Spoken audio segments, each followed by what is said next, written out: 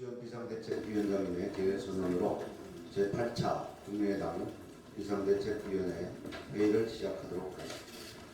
지금부터 국민의당 제8차 비상대책회의를 시작하겠습니다. 박주현 위원장님의 모두 발언해 주십시오. 박근혜 대통령께서 오늘부터 청와대에서 휴가를 보내십니다. 그러나 우병우 수석은 오늘도 청와대에서 일을 한다고 합니다. 대통령께서는 쉬시지도 못하고 우병우 수석은 정상 업무를 볼 수 없다는 것을 우리 국민들은 잘 알고 있습니다. 대통령과 우수석 본인을 위해서 그리고 대한민국 성공을 위해서 이러한 비정상적인 상황은 반드시 끝내야 합니다. 전 국민이 우수석은 물러가야 한다고 하는데 오직 청와대 한 사람만이 또 청와대 사람들만이 이 사실을 못 느끼고 있습니다. 본인은 사퇴할 생각이 없고 참모들은 해임을 건의하지 않고 박 대통령께서는 흔들리지 말고 고난을 벗삼아 가자고 하십니다. 국민적인 저항과 한반도 주변에 거대한 쓰나미가 몰려오는데 인의장막 후중둥궐에서 아무것도 느끼지 못하는 대통령도 불행하고 이 모습을 지켜보는 우리 국민도 불행한 상황입니다. 우수석이 물러나면 내임덕이 오는 것이 아닙니다. 우수석 때문에 내임덕이 생기고 있는 것입니다. 내임덕을 막기 위해서라도 우수석이 물러나야 합니다. 산업화 민주화를 이룬 대한민국 호가 이렇게 무너질 수는 없기 때문입니다. 박근혜 정부가 성공하고 대통령도 성공하고 그래서 국민이 행복하기 위해서는 지금 박 대통령과 우수석 모두에게 다시 한번 결단이 필요하다는 것을 강조해 나가지 않습니다. 사드 배치 의견을 공식적으로 표명한 정운찬 총리에게 존경의 말씀을 드립니다. 그리고 당의 전략적인 모성에도 불구하고 사드 배치를 공개적으로 밝힌 박원순 서울시장, 김부겸 의원님 등을 비롯한 절대 다수의 더민주 의원들, 특히 당권에 도전하고 있는 추미애, 송영길 두 후보께 경의를 표합니다. 사드 후폭풍이 아세안 지역 안보 포럼이 열리고 있는 라오스에서 거세게 일고 있습니다. 북한 리용호 외무상, 중국 왕이 외교부장은 같은 비행기로 라오스로 이동했고 라오스에서도 같은 숙소에 머물면서 우호를 과시하고 있습니다. 반면 우리 은병세 외교부 장관은 왕이 부장의 숙소로 찾아가서 회담을 했습니다. 이른바 북중 신냉전 불락이 가시화되고 우리만 고립되고 있는 우려가 현실로 나타나고 있습니다. 한중회담에서도 중국은 한국이 상호 신뢰의 기초를 훼손시켰다면서 한국이 이에 대해서 어떠한 대책을 가지고 있는지 들어보고자 한다며 사실상 사드 배치 철회할 것을 요구했습니다.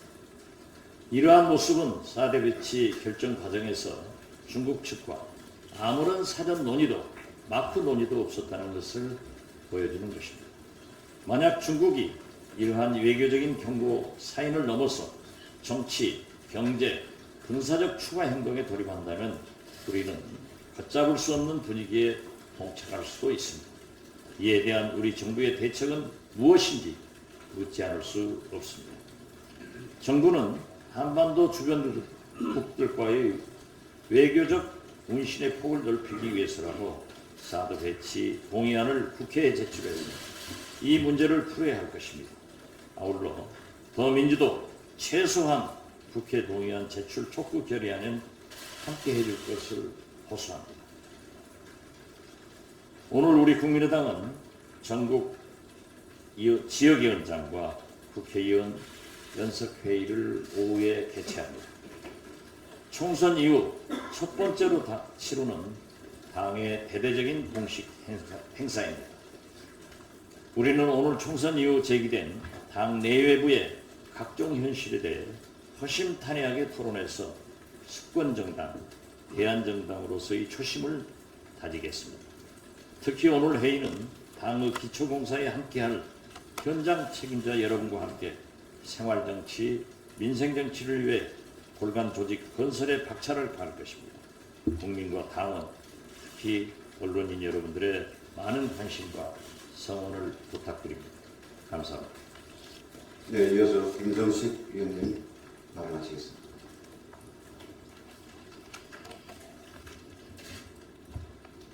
네, 정책위 의장입니다. 사드 배치의 외교적, 경제적, 또 통일 관련 효과는 물론이고 군사적 유용성에 대한 의문도 해소되고 있지 않은데 정부는 찬성하지 않으면 불순 세력이라는 논법을 쓰고 있습니다.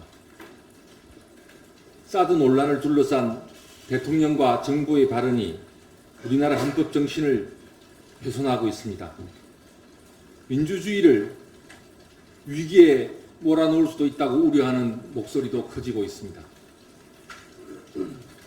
사드 배치는 한반도의 운명, 온 국민의 미래가 걸려있는 사안입니다. 여기에 외부 세력이 어디 있고 내부 세력이 어디에 있습니까? 외부 세력론은 성주 국민을 고립시키기 위한 책략이자 민주적 기본권을 위축시키고자 하는 책략입니다.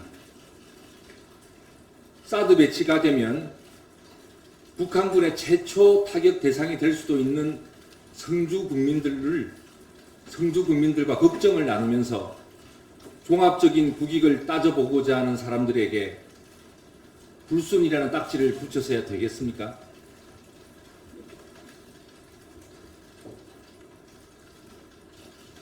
정부가 2년간 다른 이야기를 하다가 갑자기 대통령이 사드 배치를 결정해놓고 따르지 않으면 불순이라고 한다면 그것은 주권 재민의 민주주의에 반하는 발언입니다. 이미 국민의 절반 이상이 사드 배치에 대한 국회 비준 동의에 찬성한다는 여론조사 결과가 있었습니다. 아니오라고 말하는 평범한 사람의 입에 재갈을 물리고 집행기관들은 관성대로 굴러가는 것에서부터 민주주의 후퇴는 시작된다고 독일의 정치사상가 한나 아렌트는 경고한 바 있습니다. 이제 국회가 나서야 합니다. 우선 사드 배치 국회 비준 동의 절차 이행을 촉구하는 초당적인 연석회의와 같은 것이 구성될 필요가 있습니다. 새누리당과 더민주의 뜻 있는 의원님들도 함께 동참해서 국회가 공론화를 이루어내고 종합적인 국익을 따져볼 수 있는 역할을 할 수 있도록 노력할 것입니다. 10년 후 2026년 7월 오늘 각 국회의원들이 종합적인 국익을 위해 또 민주주의의 위축을 막기 위해 어떤 고민을 했고 실천을 했는가 엄중히 평가받을 것입니다. 추경에 대해서 간단히 한 말씀 드리겠습니다. 국민의당이 일자리와 민생 추경이 필요하다고 선도해 왔습니다. 국채은행 자본합충과 관련해서 국민 모두에게 부담을 씌우는 한은 발권력 동원은 안 된다. 추경으로 해야 한다는 주장을 해왔습니다. 그 주장이 일부라도 반영이 되어서 한은 발권력을 최소화하고 하는 그런 추경도 내용에 포함되게 되었습니다. 의미 있게 생각합니다. 그러나 슬쩍슬쩍 일자리와 민생과 상관없는 내용도 많이 포함되어 있기 때문에 국민의당은 국민을 대신하여 철저하게 내역을 따져볼 것입니다. 누리과정 문제도 이 기회에 정부가 분명한 입장을 정해야 합니다. 올해 하반기야 세입경정 추경을 함에 따라 1조 9천억 원이 지방교육 재정교부금으로 내려감에 따라 임시적으로 상황을 봉합할 수도 있을지 모르겠습니다. 그러나 그 돈 또한 원래 지방으로 내려가야 될 돈을 미리 땡겨 쓰는 것에 불과한 것입니다. 내년도에는 국가가 보육사업을 책임지겠다 라고 공약했던 대통령 공약을 지키지 않을 생각입니까?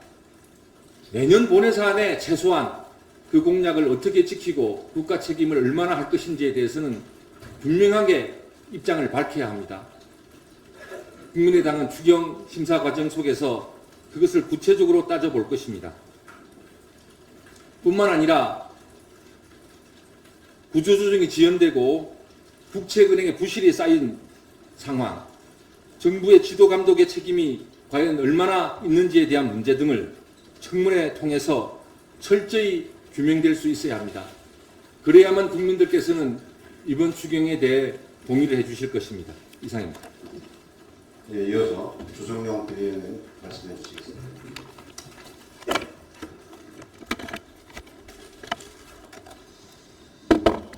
박근혜 정부가 집권 이래 최대의 위기에 직면해 있습니다. 국정 운영을 뒷받침해야 할 당, 정, 청이 한꺼번에 무너지고 있기 때문입니다. 그런데 대통령과 친박, 청와대의 참모들만 위기를 느끼지 못하고 있는 것 같습니다. 남북관계 위기, 국제 외교의 위기, 경제 위기입니다. 대통령께서 고위공직자 비리 백화점, 양파처럼 까도 계속 의혹이 나오고 있는 우병우 민정수석을 청와대에 남겨둔 채 오늘부터 휴가를 보내신다고 합니다. 각종 부정부패 의혹을 받고 있는 민정수석이 광복절 특사와 개각 등 고위공직자 인사검증을 주도한다는 것은 어불상설입니다. 더군다나 민정수석이라는 갑옷을 입고 검찰 수사를 받겠다는 것도 말이 안 됩니다. 휴가 중이라도 민정수석을 경질해 국민의 걱정거리를 덜어드려야 할 것입니다. 홍만표, 진경준, 우병우 등 검찰 고위직의 부패 비리를 보면서 이제는 검찰 개혁도 미룰 수 없게 되었습니다. 검찰에게 셀프 개혁을 맡길 수 없다는 것도 이미 증명되었습니다. 우리는 검찰 개혁을 통해서 내부자들이 비웃는 나라가 아니라 정의가 바로 서는 나라를 만들어야 합니다. 하루빨리 미뤄왔던 공직자 비리 수사처를 신설하고 검찰 개혁을 실행에 옮겨야 할 것입니다. 사드 배치 후유증이 심각해지고 있습니다. 어제 아세안 안보 포럼에서 한중 대표가 만나서 회담을 했습니다. 자세한 내용에 대해서는 알려지지 않고 있습니다만은 그동안 공들여 왔던 한중 관계가 서서히 신뢰에 금이 가고 있는 것 같습니다. 반면에 북중 관계는 다시 밀월 관계로 접어들고 있는 것 같습니다. 사드 배치는 보류되어야 합니다. 더불어민주당과 김종인 대표에게 사드 배치에 대한 확실한 반대 입장 촉구를 드립니다. 최근 사드 배치와 관련해서 긴급 현안 질문에서도 더불어민주당 한 분도 빠짐없이 사드 배치에 대해서는 반대를 했습니다. 소위 당권 주자로 나오시는 당대표 후보들 뿐만 아니라 문재인 전 대표, 김부겸 모두 다 사드 배치에 반대했습니다. 그런데도 유독 김종인 대표만이 전략적 모호성이라는 미명하에 찬성 입장을 표명하고 있습니다.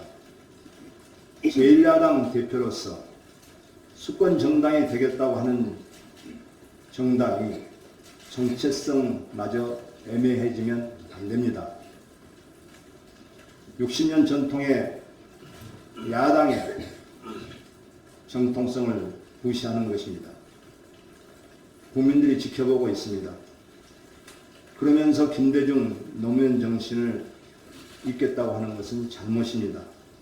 김종인 대표의 확실한 사드 배치 반대에 대한 입장을 촉구합니다. 이상입니다. 이제 계속해서 조배석 위원님 말씀해 주시겠습니다.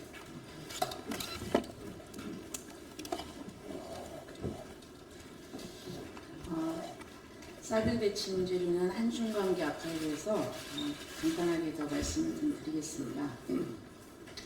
어제 아세안 관련 외교장관 회의에서 우리의 사드 배치와 관련된 실질적인 행동을 보겠다는 왕이 외교부장의 메시지에서 이제 사드 배치 결정은 한중 양국 관계에 아주 실질적인 악영향을 미치게 됐다는 것이 자명해졌습니다. 정부는 사드 배치 문제를 국회에 넘기시기 바랍니다. 사드 배치는 국회 비준이 필요한 결정일 뿐 아니라 외교적으로 우리나라가 곤란에 빠지지 않을 수 있는 유일한 방법입니다. 오는 9월 초에는 G20 정상회의가 열립니다. 우리 정부가 사드 문제 해결 방안을 마련하고 이 G20 정상회의에서 한중 양국 정상회담을 통해서 다시 이 한중 관계가 정상화되기를 기대합니다.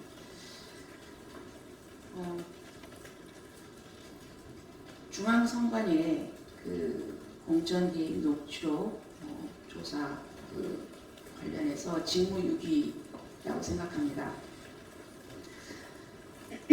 문상부 중앙선관위 상임위원이 공천개입 녹취록 선거법 위반 여부에 대해서 위반 여부를 판단할 수는 없다 이렇게 밝혔습니다. 뭐라고 얘기했냐면 또 정당의 경선에 있어서는 정당의 자율에 맡기게 돼 있고 해당 정당에서 공식적으로 요청하면 그때 수사할 수 있다 이렇게 얘기를 합니다. 그렇지만 공직선거법 제237조 제5항에는 경선 후보자가 되려고 하는 자를 포함합니다. 경선 후보자 또는 후보자로 선출된 자를 폭행, 협박 또는 유인, 체포, 감금한 자는 5년 이하의 징역 또는 1,000만 원 이하의 벌금에 처한다. 이렇게 되어 있습니다. 또 경선운동 또는 교통을 방해하거나 위계, 사술, 그 밖에 부정한 방법으로 당내 경선의 자유를 방해한 자 또한 같은 형에 처하게 되어 있습니다. 어디에도 정당의 자율에 맡긴다. 또 해당 정당에 수사 의뢰가 있어야 조사한다. 이런 규정은 없습니다. 김상회 후보자에게 빨리 전화하지 않으면 사단난다면서 후보자에 대해서 별의별 것 다 가지고 있다. 이렇게 전화한 것이 협박이 아니고 무엇입니까? 또 그 김 후보자에게 청와대 정무수석이 서청원 전 대표가 안 나가는 지역구에는 안 나가겠다는 전화를 하라면서 저하고 약속한 것은 대통령에게 약속한 것과 똑같다. 이렇게 얘기한 것은 위계에 의한 당내 경선의 자유를 방해한 것이 아니면 무엇입니까?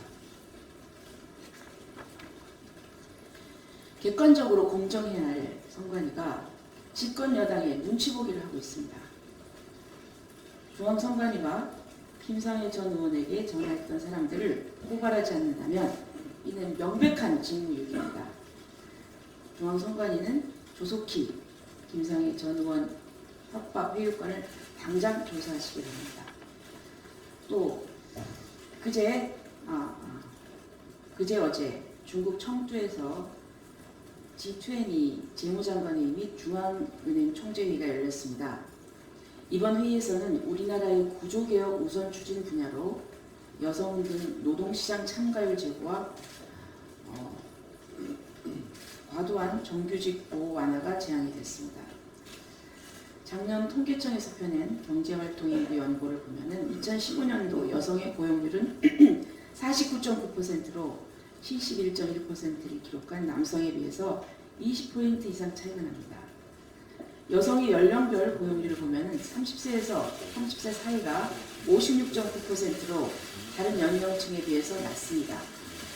결혼과 육아로 인한 경력 단절이 지표로 나타나고 있습니다. 주당 평균 취업시간은 남성이 주당 46시간 일하는데 여성들은 주당 40.4시간 일하는 것으로 나옵니다. 여성들이 파트타임 노동을 많이 하고 있음을 알 수 있습니다. 임금 격차도 크게 납니다. 통계청 자료를 보면 작년 여성의 평균 월 급여액은 178만 1,000원, 남성은 283만 7,000원입니다. 그래서 남성의 62.8% 수준에 그쳤습니다. OECD 남녀 임금 평균 격차는 2013년 기준으로 13%인데 반해서 우리는 무려 37%나 차이가 납니다. 여성 노동시장 참가율 제고와 함께 여성에게 좋은 일자리 제공과 남녀 임금 격차 해소에도 주력해 주실 것을 부탁드립니다. 이상입니다. 예, 다음은 심용현 위원님 말씀하시겠습니다.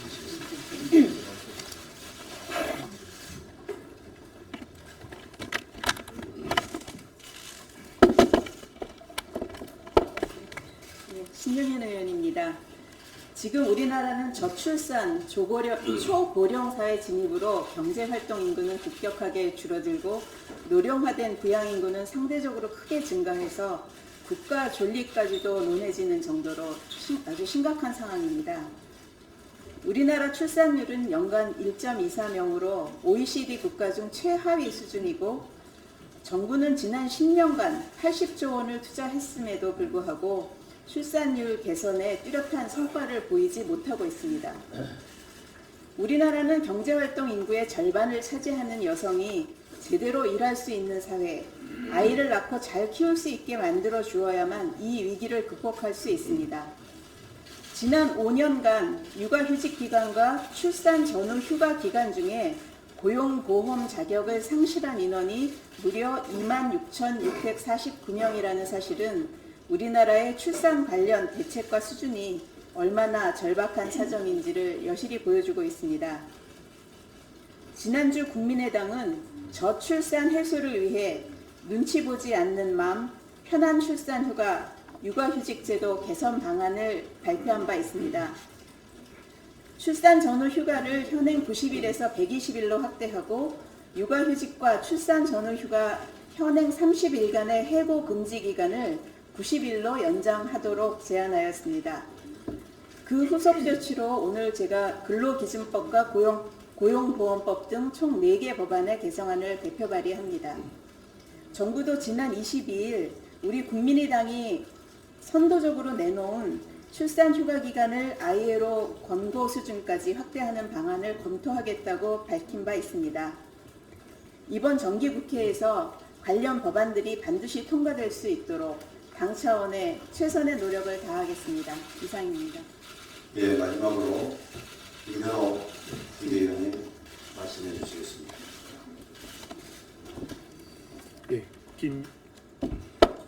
김현옥입니다. 최근 부산, 울산 지역에서는 원인을 모르는 가스 냄새보다는 오히려 더 두려운 괴담이 확산되고 있습니다. 원인을 알 수 없는 그 이상 현상은 더 큰 불안감을 낳습니다.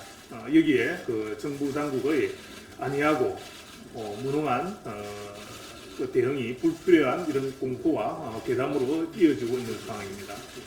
지난 21일 부산 지역 해안가와 그리고 23일 울산 남구 지역에서 악취를 동반한 심한 가스 냄새가 사실은 났는데요.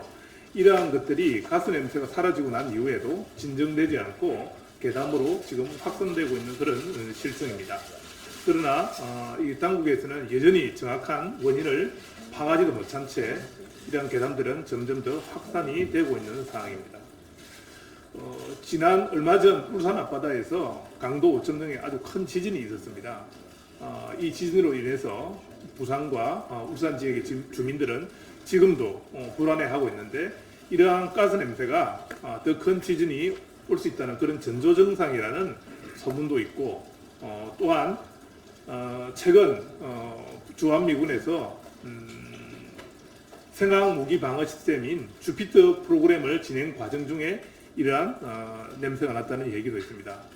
또한 최근 장마철을 맞아서 선박에서나 아니면 화학공단에서 이러한 냄새가 나는 물질을 배출했다는 설정이 있고 많은 괴담들이 지금 이렇게 확산되고 있는 그런 상황입니다. 그래서 가스 냄새는 사라졌지만은 이러한 괴담이 진정되지 않고 오히려 퍼지는 이유는 정부 당국과 지방자치단체의 무능하고 안이한 대응에 있지 않나 그렇게 생각을 하고 있습니다. 부산에서 이러한 가스 냄새가 나고 난 이후에 시에서도 광안대교를 지나간 화학물질을 탑재한 그 탱크로리 차량을 조사를 하고 아니면은 대교에 그 페인트 칠을 한 것이 원인이 된다고 생각을 해서 조사를 한 적도 있었습니다만은 아직까지 정확한 원인은 알 수가 사실은 파악이 되지 않았습니다. 그리고 울산에서 난 냄새도 우리가 그 소방차가 출동하는 등 그 원인을 파악을 하고 있었지만 아직까지 정확한 원인을 알 수가 없는 그런 상황이고요. 그래서 요즘처럼 민심이 편하지 않는 시기에 이러한 괴담이 더욱더 민심을 사실 악화시킬 수가 있습니다. 그래서 이러한 괴담 확산의 차단을 위해서라도 부산시와 울산시 그리고 정부 당국은 보다 더 과학적이고 체계적인 원인 규명에 최선을 다해야 할 것이라고 생각을 합니다. 이상입니다. 지금 김현욱 의원께서 김현욱 의원께서는 부산 현지에서 사시면서 너무나도 그 현지 실정을 잘 알고 계십니다. 특히 최근 부울경 이 지역에서 원전, 지진, 가스 냄새 등 여러 가지 부작용이 발견되고 있습니다. 따라서 우리 당에서도 관심을 가지고 이 문제에 대한 대책을 강구하도록 하겠습니다마는 정부나 지자체에서 특별한 관심을 가지고 어떠한 사고도 사전에 예방할 수 있는 그래서 사고 후에 문제가 커지는 그러한 실책을 범하지 않기를 거듭 촉구합니다. 예, 수고하셨습니다. 그러면 이상으로 공개 발언을 마치고 이후에는 비공개로 전환해서 계속하도록 하겠습니다. 언론인 여러분께서 해주시면 감사하겠습니다.